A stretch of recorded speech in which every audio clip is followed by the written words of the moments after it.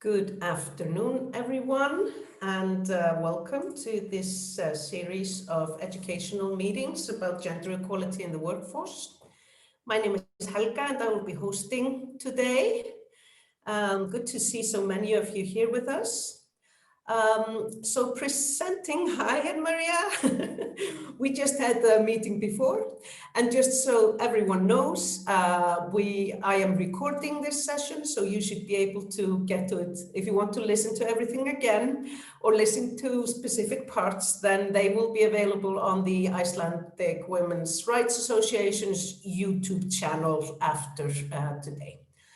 But as I said, my name is Helga. I am the Vice President of the Icelandic Women's Rights Association. And presenting today is Maríanna Traustadóttir. She will be talking about the equal pay standard. Maríanna has worked for the labor movement in Iceland for the past 20 years. From 2005 at the Icelandic Confederation of Labour as a senior advisor in gender equality and environmental issues.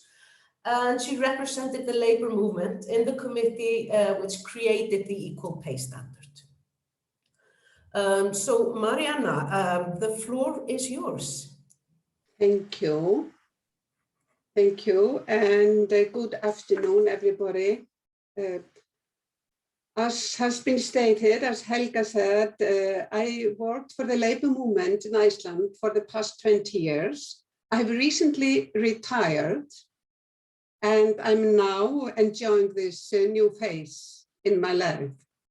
But still, it's not so long time ago since I quit my job. I think I can still elaborate a little on the equal pay standard.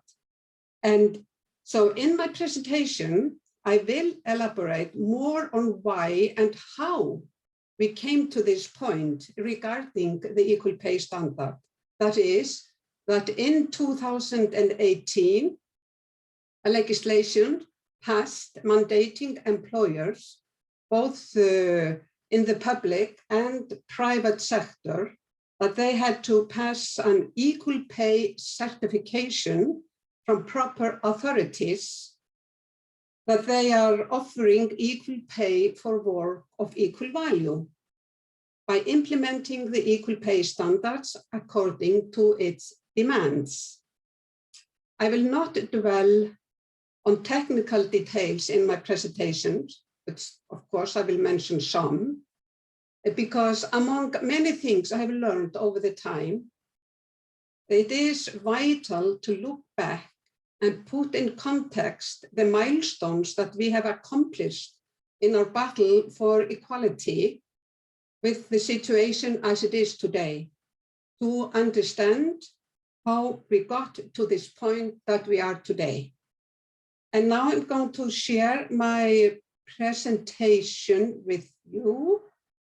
Let me share screen. I have some PowerPoints, which I'm going to use.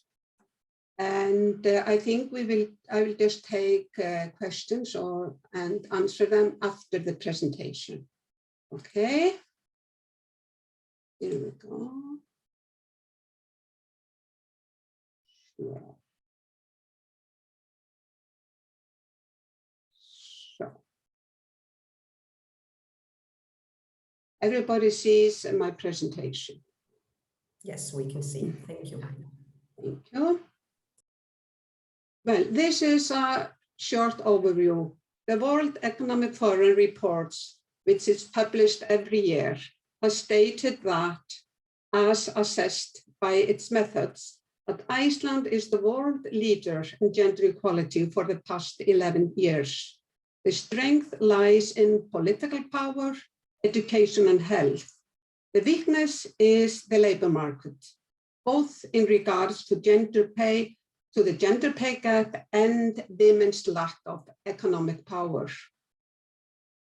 For example, the recent statistics shows that women are just 35% of directors with companies which have more than 50 employees, and we do not have many big companies in Iceland. I would say that women are maybe a handful of directors. So there is really something we have to work on. But this is just a short overview. And then now let's go back 46 years. On October 24th, 1975, the first women's strike, or kvennafrí, as we call it in Icelandic, was organized both by the labor movements, the Women's Association, and political parties. It was a worldwide sensation, this strike in Iceland. Over 25 to 30,000 women came together in Iceland, the biggest demonstration in the history of the country. And I just want to point out that at that time, we were just about 218,000 inhabitants. So it is that 50,000 women all over the island participated in some kind of demonstration or rally. So this is really an important milestone in our history for gender equality. The whole society was paralyzed. Women in Iceland, they left work, both paid and unpaid work, to demonstrate the importance of women's contribution to society. This was the beginning of the new decade of women's fight for equality and is still going on. Did you know that the United Nations had declared in 1974 that from 1975 to 85, it would be the UN Decade of Women, meaning that UN and its affiliated states would put emphasis on gender equality. And that's why we had this day in 1975. It was not just because the women in Iceland decided, okay, no, now we will do something. This was like a pressure from outside. And of course, the women's movement were very strong at that time. And also at that time, the labor movement was divided. We had special unions for women and other for men. So the labor movement was also very divided. And also the political parties, they had like a women's section within the political parties. So we were more divided than we are today, like gender divided. So that's why I think this is one of the reasons that we came together in 1975. And just short historical facts. Then again in 1985, we celebrated the end of the UN Decade of Women. We had a meeting and it was a slogan, it was the equal wage for equal job. In 75, we said, we are important for the economy. In 85, we said, equal pay for equal jobs. And from 85 to 2005, we didn't organize any demonstrations, but other important things were happening in between. But it was in 2005 that we celebrated the 30th anniversary of the first kvennafrí in 1975.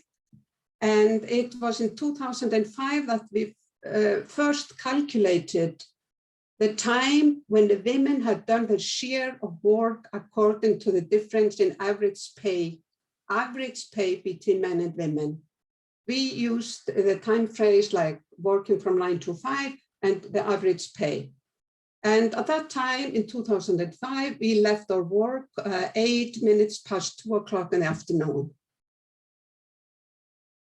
And the society has changed. More and more women were participated in the labor market and we're getting more education. There are 3 pictures here of women.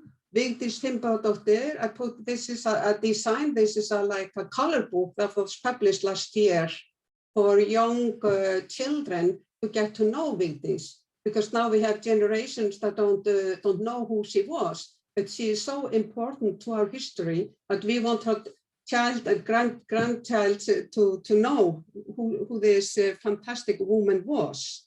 She was elected in 1980 and the first woman in the world to be elected as a constitutional head of state. And she has said that she would never have dared to step forward if not for the women's strike in 1975. So this was a result. And then we had in 1982, the women's list took part in the communal politics, both in Reykjavik and in the capital in the north. And then also a year later, 1983, they took also the Women's Alliance took part in the national politics. And this was their sign. This is the part of the Icelandic folklore dress, the hat, we put on the equal sign, and by those political parties, the women's political parties, it changed the political landscape in Iceland forever. So that's also a very important milestone. And this is a picture of our Prime Minister, Katrín Jakobsdóttir. She's the leader of the Left-Green Alliance. And then another picture of Johanna Sigurdardottir, who became our first woman Prime Minister in 2009. So we have had women as a Prime Minister since 2009. And both of those women are supporters of the women's strike, and they are also great supporters of the equal pay standard. And I just put up those pictures just to emphasize the importance, who is in power when we are doing great progress. And I just want to mention also the importance, or stress the importance of the labor movements in Iceland. I think this is quite unusual that the union density in Iceland is about 90%. And it's always getting more and more. As in other countries, it's getting less and less. Like we look at other Scandinavian countries, and for example, Denmark and Norway are having big problems with their union density. If they're like around 60%, they're quite happy, but we are over 90%. And automatically, if you start to work in Iceland, you become a member of your union according to your profession. So, but I used to work for the Icelandic Confederation of Labor, which is the main representatives of workers or employees in Iceland. And the Icelandic Confederation of Labor, IC, presents 60% of the labor market, mainly the private labor market. And then, of course, we have the public servants, the academics, the teachers' associations. But and in Iceland, like in other Nordic countries, the evolution in women's level of education and the level of female participation in the labor market have been the basis of the welfare and the economic prosperity. And over 80% of Icelandic women are active in the labor force, and their contribution has been decisive in ensuring economic growth and development in our country. So after the demonstration in 2005, following that demonstration, we at IC, now I will just talk about IC instead of saying Icelandic Confederation of Labor. So when you say IC, you know what I mean. So in 2005, we at IC, we started a social dialogue. Once more, it was not the first time, with our social partners, which are the employers and the government, to find ways how to fight the gender pay gap. It made a big difference at that time that Johanna, that became later our first Prime Minister, she was the Minister of Labor at that time. So it's always important, always have to think about who is in power at each time. And the result of our work was that in the collective agreements, collective agreements between ISE and the employers, the Confederation of Icelandic Employers. In February 2008, we signed a special protocol regarding equality in the labor market. One of the emphasis was to work on a certification system for enterprises so they could certify their implementation of a gender equality pay policy. And at the same time, a provisional clause was added to the Act on Equal Status and Equal Rights of Women and Men and agreed at Alþing, or the Icelandic Parliament. It required the Minister of Labour to ensure that a certification scheme for equal pay was to be developed. And here I want to stress here it reflects the importance of the unions in Iceland and the influence it has. We do collective agreements, but then there are always social things. Then there's always the third party, the government comes in the end, because there are things that have been agreed on that have to be accepted by the government. And this is a very typical agreement.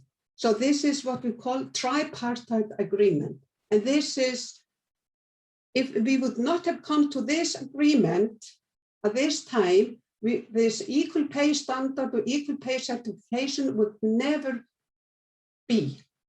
Because here, the collective agreements in Iceland, they are the same as law. If we agree on a limited salary, you are breaking the law if you pay less. So employers or employees, workers in Iceland, they are protected by the law, by the collective agreements. And then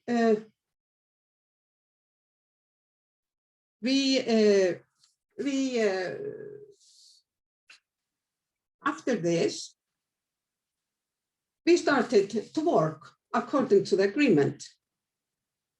And we always use this 24th of October. It was in 24th of October, 2008.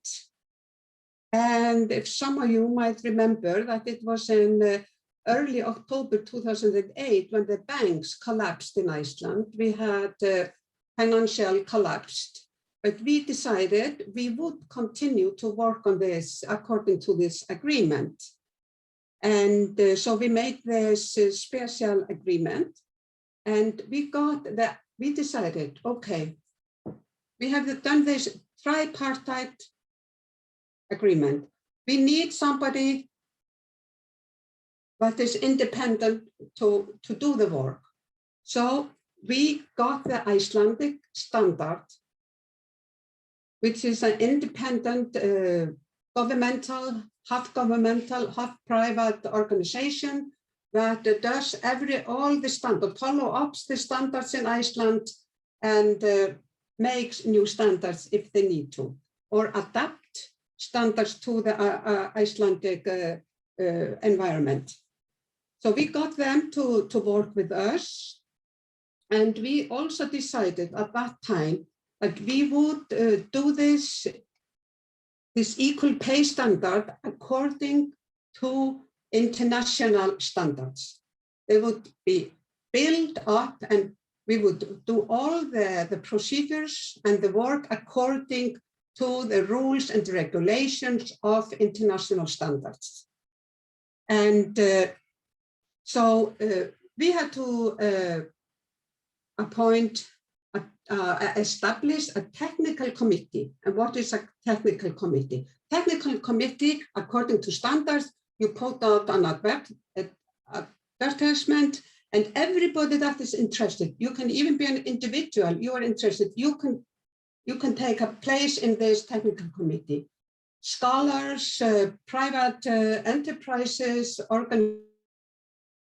whoever wants to be involved in making a standard, they can have a seat at the technical committee. And then this technical committee appoints a working group.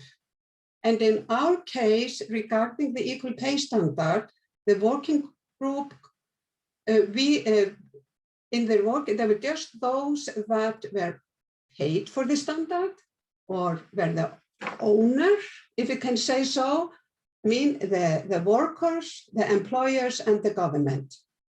So we were 2 from the workers, we were 2 from the employers, and 3 from the government. And when I say we, it means that because I have been involved, I was involved in this process right from the beginning. I started in 2005. I was in the technical committee and I was in the working group. And as I'm an anthropologist, I'm not an economist, so I got a colleague who is an economic. She was with me, so we were 2 of us representing the labor movement in this work. And so then we started to work. And I have to say, it was really a learning progress. Because we had nobody had done this before. It was the first time even the Icelandic standards, they had never done a standard from scratch, and it had never been done an equal pay standard in the world. Nobody knew how to do it. So we thought it would take maybe 12 months, it took 4 years. The work took 4 years, and countless meetings, big and small meetings, because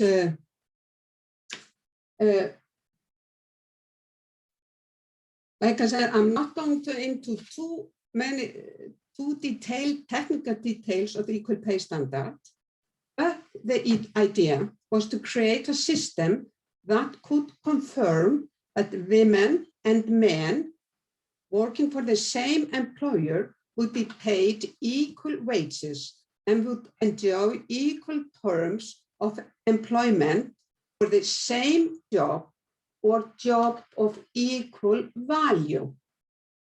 And this was the biggest challenge, job of equal value. Just imagine, how do you think that the employers, they were not very pleased, but we at the from the workers' side, we said this is just one of the, we will stop, and we even stopped for a couple of months. We quit the work for a couple of months because we said, if this will not be the main center of the standard, then we just quit the job. We are not going to do anything. And it is, I'm very proud to say that we came to a consensus all the time. Of course, we, the workers, we did not always get what we wanted, not all the time, but we got this. And that was the most important thing. That is, we have to look at work, terms of employment for the same job or jobs of equal value. And we got an extra bonus, which we found out later, was that it also serves as a tool for the elimination of any kind of discrimination, because when we are implementing the standard, you're always looking at the work. You never look at the person who is doing the job. You are evaluating the job. So finally, it comes out when they were implementing the standard in the pilot project, which I will talk about in a few minutes, is that then we found out that, for example, we had immigrants or disabled people that just that were the example that came up, that it eliminated, because then they had to do, because maybe the result was that those individuals, but they were paid less than the others, so they had to raise their salary and make it right. So this is like an extra bonus in the standard, which we think is quite quite interesting. And I might mention also that even though this writing committee, what we did, we presented our results to the technical committee, and the technical committee, they discussed and they gave their comments or some advice. But I have to admit that if we, the workers and the employers, we had agreed on something, it was not possible to change it, because everything passed what we had decided on. So there were many extra meetings, and of course, but that was it was yeah, very, very interesting. And then what we like, you see here on this PowerPoint is that this is like a systematic approach to a salary decisions, because you have to classify the jobs, you have to do a salary audit, and then there is formality that you have to follow. It's the standard tells you how to implement it step by step.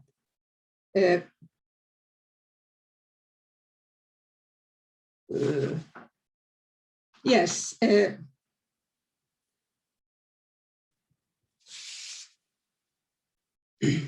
So, like I said, the objective was to implement effective and professional methods for pay decisions, effective review and improvement. I might mention here, like we after, like you look at after the salary audits, then you might have to make some change, and you have to make the improvements. That's also very important. So the standard, it's always going a circle. Like you implement it, and then you follow all the implementation, and you come to an end, and then you have to do some improvements and reviews, and so you have to start again the circle. So, and then we did it again in between. We had a women's strike in 2010. We were working on the equal pay standard. Nobody knew. It was, just a working group and technical committee sitting in a big room. And but in 2010, our main focus was on the domestic violence. And we left work at 2:25 in the afternoon that day. And this was all done in cooperation with the labor movement and the Women's Association. But then continue with the standard. The content of the standard. I just want to point out a few things. Terms and definitions. Jobs of equal value. All parties involved came to an agreement of definition of terms that is applied in the standard, which is very important. Those definitions can be used and agreed on in wider context or perspective. Now we have documented definitions of many of the terms used in all discussions regarding equal pay for equal value of work. We can use those definitions, for example, during collective agreements. The system, you see the equal pay management system requirements is just 3 pages, but it has a lot of shall. You shall do things, we do not aim to do things, one shall do. If the workplace wants to follow the requirements of the standard, they have to, they shall do. Then we also called after the knowledge of specialists to work on annexes, giving guidance to job classifications and salary analysis. Excuse me. And there are examples put up in the standard. And we got help from specialists at the University of Iceland that did those annexes. And this is very important because you have a company, human resource management, and they have to implement the standard. Of course, they need examples and guidelines how to do it. And then in December 2012, the standard was finally published. And I cannot emphasize enough the importance of the tripartite collaboration between the government, workers, and employers. The social dialogue and the consensus that took place during our work is the basis of the result of the project and the fact that it is a success.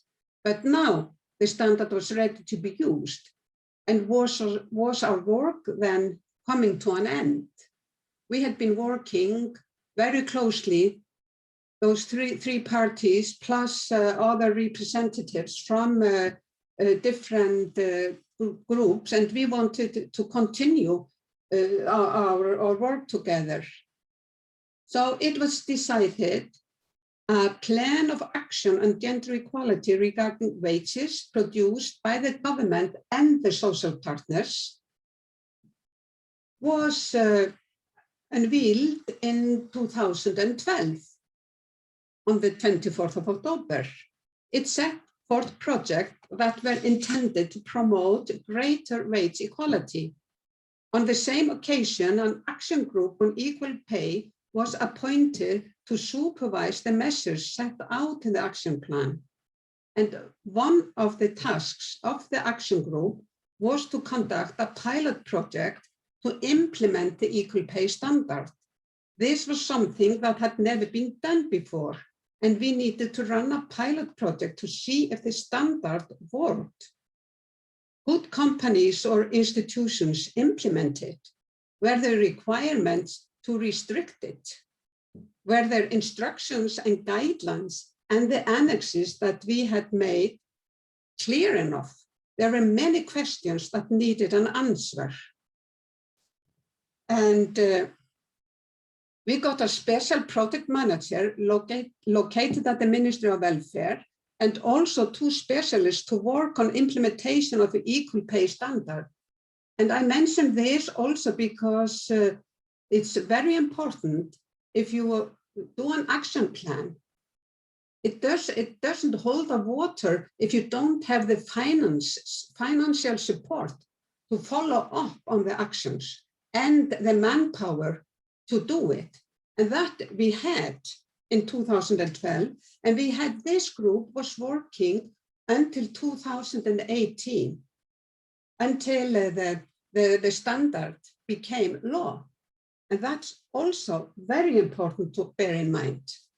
And this pilot project, and that's also very important when you're implementing a new things like an equal pay standard, you have to run it with companies. So we got some private companies and some institutions that were willing to take part in this pilot project, and they got quite a lot of assistance to implement it, but it was very important for us.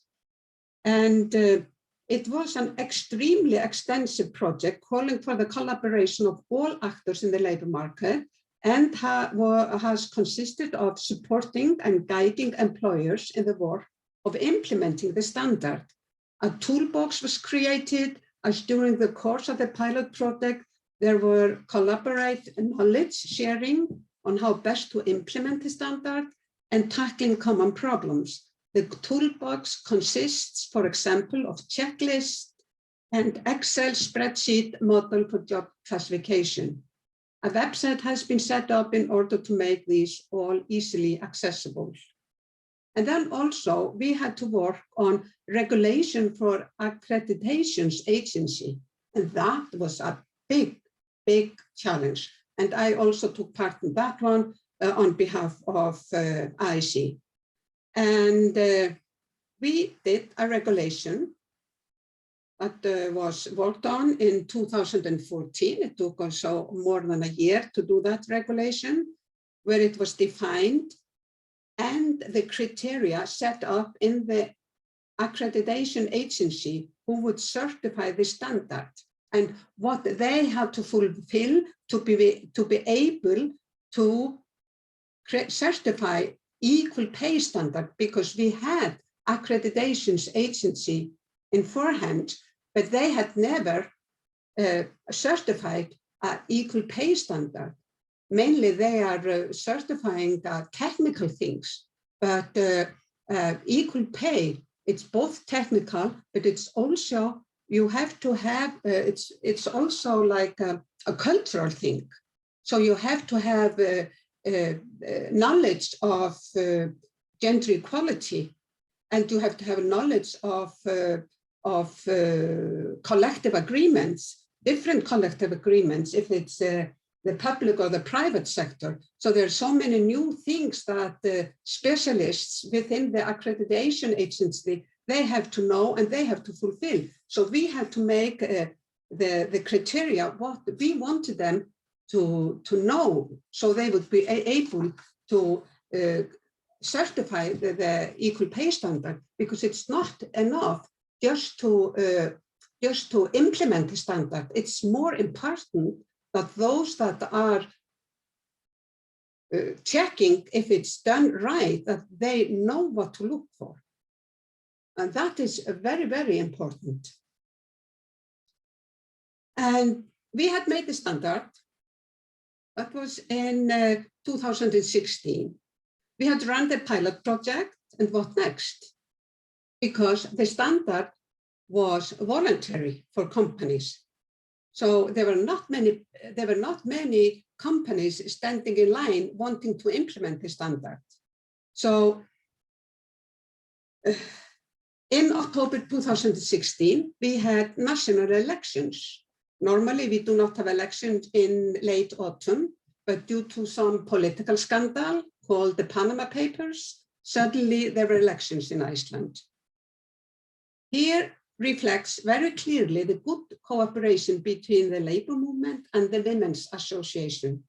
Within 4 weeks' notice, we decided to make noise in the square in the front of the parliamentary building, demanding equal pay, society free of violence, better childcare, and just to remind coming parliamentarians that we, the women, we were standing watch.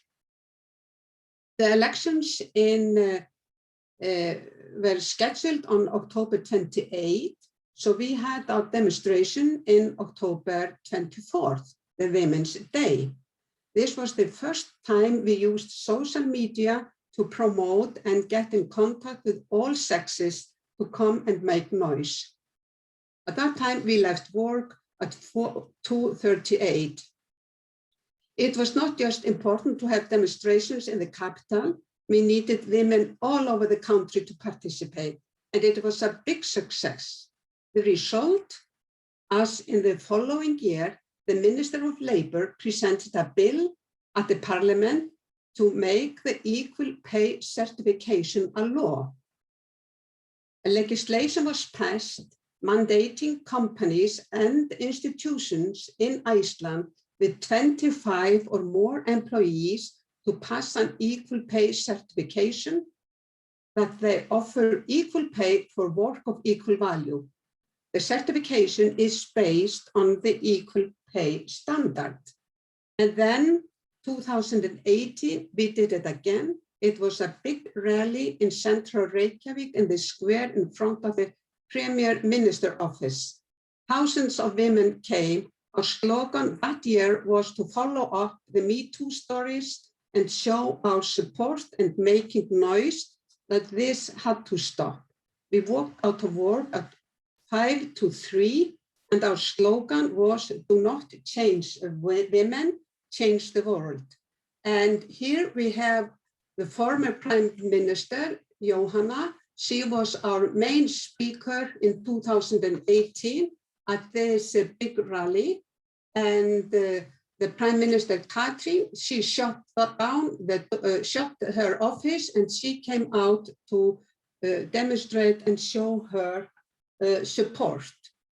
And the battle continues. Last year, due to COVID, we could not get together to make noise, but we used the social media. I'm sure you have also in your country, during the COVID pandemic, we're always talking about those frontline people, mainly women in the healthcare system. And they were always thanking those people, those women, that thank you. They were so, we are so grateful for your job, for what you're doing for us. But we say, women do not live on thanks. We do not support ourselves or our family by a handful of things. Equal value of jobs, and the battle continues. So this is my presentation. Quite long, I'm sure, but thank you, Maríanna. This was really insightful and greatly appreciated. I think we should take a short time for a little bit of a discussion, and I'm sure we have some questions from the people in the audience. Anyone want to start with a question? You can raise your hand and unmute yourself. Anne-Marie, go ahead. Yes, thank you very much. I just wanted to say, yeah, I wrote a few questions, but first of all, I want to thank you, Maríanna, for this very, very, very interesting presentation. I was enjoying, I must say. And yeah, just to see the amount of women on women's strike, you know, through all these years from the beginning, it gave me a goosebumps, I have to say.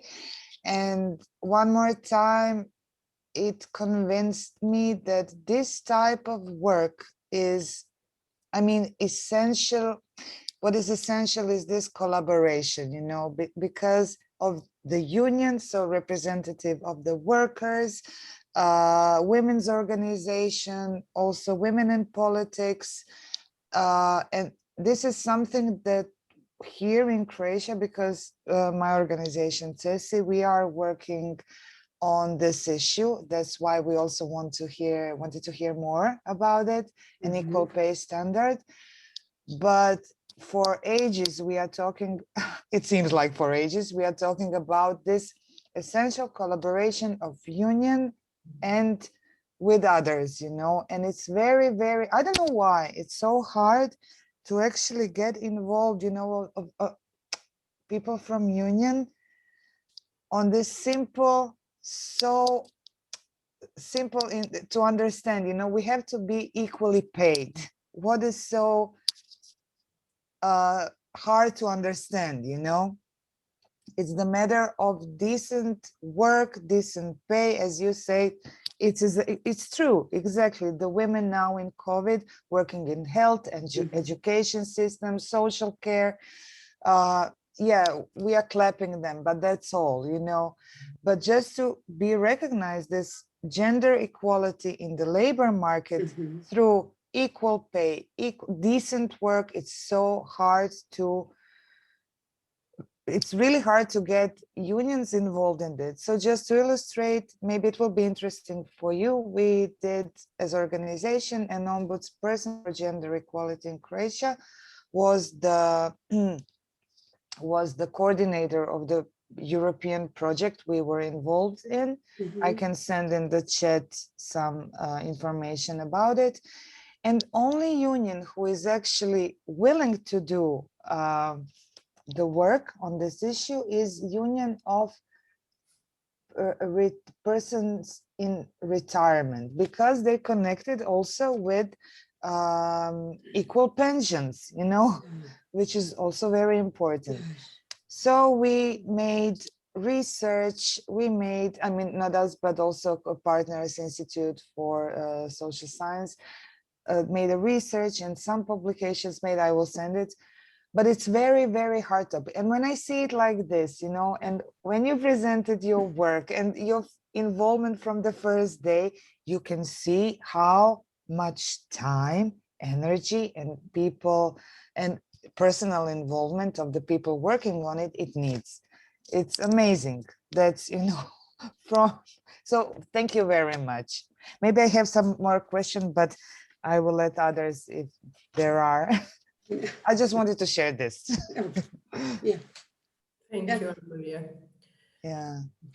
Thank you. I really, I don't know what to comment on this. It's just, yeah, like I said, that's why I think it's important when I'm presenting the equal pay standard. I have been doing quite some presentation. I have been traveling abroad. I've been asked, you know, to come and explain. I always emphasis on this tripartite cooperation. And for example, I was in Denmark a couple of years ago because they were, and there was a big meeting or a conference where I had my presentation and some questions and answer afterwards. And yeah, I was working with them for some time and the Danish standards. And they really didn't know how to handle. Then, because then I realized the background and this work we had been doing together, and this importance because it was just the unions, and they were not talking to the employers, and then yeah, they needed financial support, but they had not talked to the government, and so because this project it costs. It does. It costs money also, not just manpower. It's also a matter of financial support, and so, like I said, this would never have happened unless it was done through collective agreements, and meaning there's very strong cooperation which has been for a long time between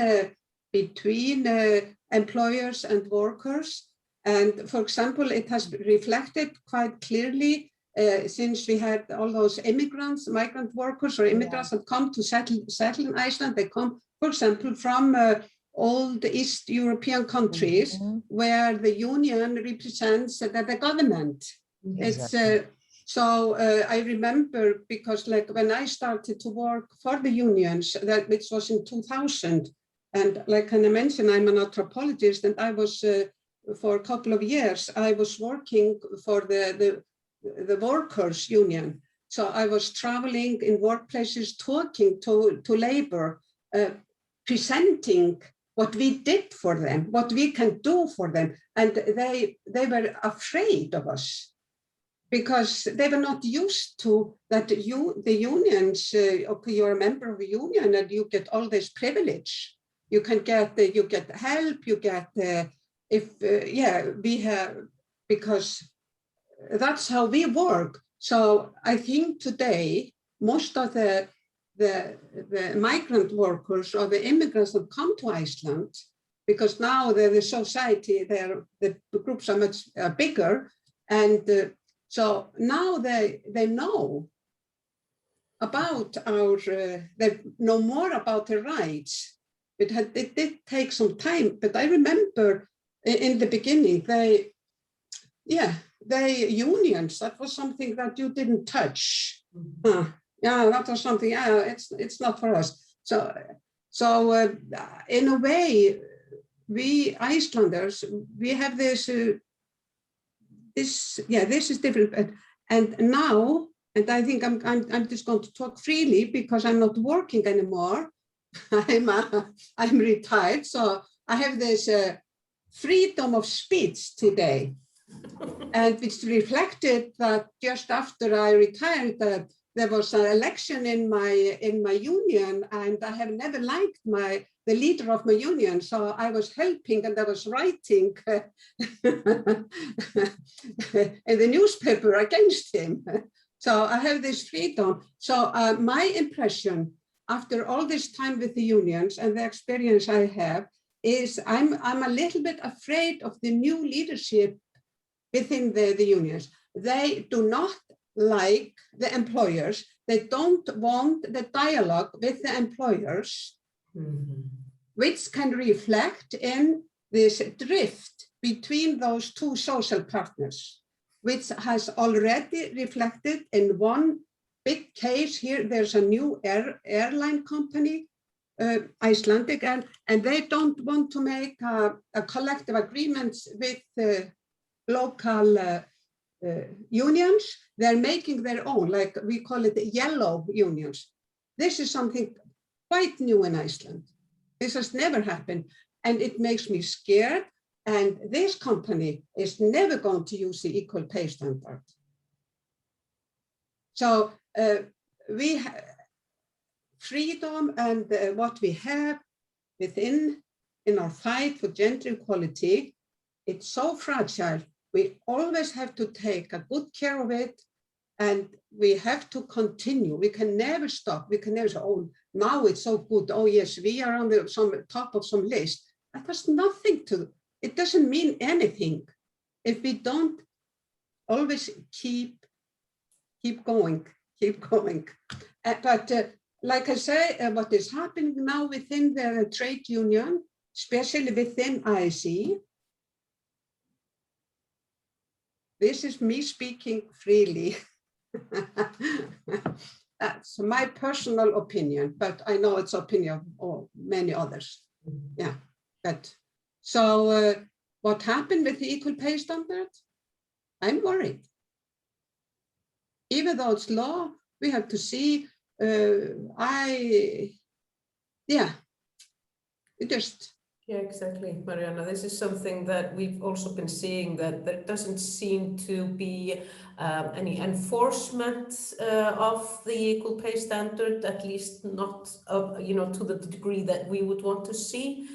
And this is of course worrying, and I wanted also to ask you if I can add a question as well, make use of my privilege here.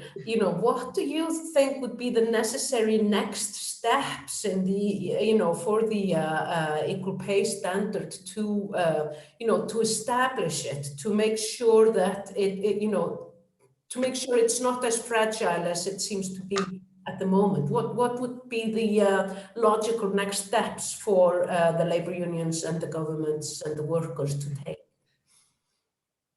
Social dialogue. Yeah. They don't do it anymore.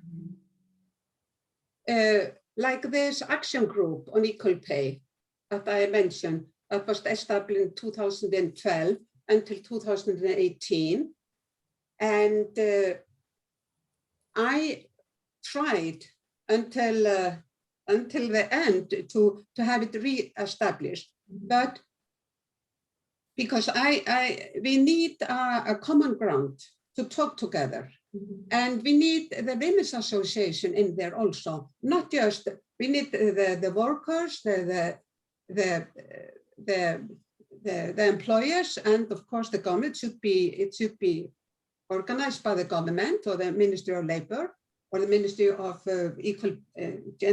Gender Equality, which is at the Prime Minister office, and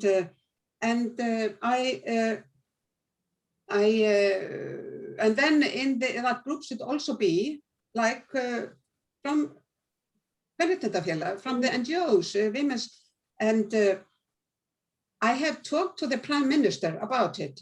I have told her, I have reflected on my worries, and I'm hoping we will see how this, we have election now in September, and if we have the same government or similar government, I don't know, we don't know.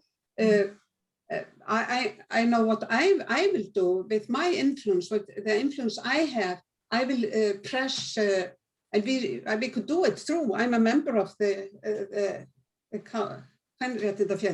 we could always do it. The pressure there. Absolutely. We have means to do something. Absolutely, and I especially know, because I think I know the way. But if you look closely, the labor movement is not showing any interest in the equal pay standard. because you have the public servant and the academics and the teachers associations. Those are all paid, those are all official employees, yes. They have, all those institutions already have the equal pay standard certification. It's the private labor market, which is not doing very well. All the other institutes, they have, because according to law, they have to have it already. Yes. I think they have almost finished. And then we have strong individuals within the IC that don't want to speak to the employers. Yeah. And Maria, we have 5 minutes left, so I think this will be the last questions, but go ahead. Yeah. Somebody else? No, Mm, I can't see hands or anything. no, there are no other hands raised, so I go mean, ahead, Maria. I believe because you answered so many questions during your presentation, because I was just scraping, my questions which you actually gave on the presentation. Anyway, I just wanted to ask you, as which I understood certification and everything, how it's done, I think I understand it. But are there any, like, for, as you said now, what would be the problem of implementation of certification in the private sector? Are there any sanctions envisaged within the for example, if it's in the collective agreement, and if company is not implementing it, are there any sanctions for those who are not? I mean, I don't believe in sanctions, but sometimes I do. So yes, in the law, there are sanctions, and they have. We have not. The Office of Gender Equality, the certification is placed there, and the control, and because they have to give companies time. So this is a new law. So it's, but the sanction they are very clear, and it's financial, and it's quite, it is quite a lot of money. So it's not just the average amount that the company would think, oh, it's better to pay than don't implement. No, it's not. So I would say maybe within 1 or 2 years, we will start to see sanctions. And also, I just want to stress in the end, one final point is that the equal pay standard is not the final solution for the gender pay gap. This is one important work tool, which I still believe in. I still believe in it, because even though, because it has made discussions within the society, and it makes employers more aware of the gender pay gap. And even you have the human resource management within the companies, they start to look at the equal pay, they start to work with it. So it makes more discussions. You have employees that say, okay, do we have a equal pay standard certification or not? So people are talking more, they become more aware of the gender pay gap. And that's also very good that you discuss it, right? And it's almost like educational tool also, because you have all the exactly yes. Great. I believe in it. And I'm waiting for a new statistics that should come now later this year, and that would be the first statistics after the new law. And they are going to do, I think, every second or third year statistic to see if the equal pay, the certification, the equal pay standard is doing the work that it should be doing.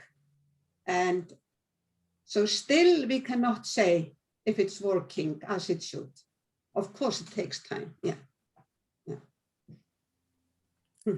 Excellent. Yeah. Those were great final words, I believe. Yeah.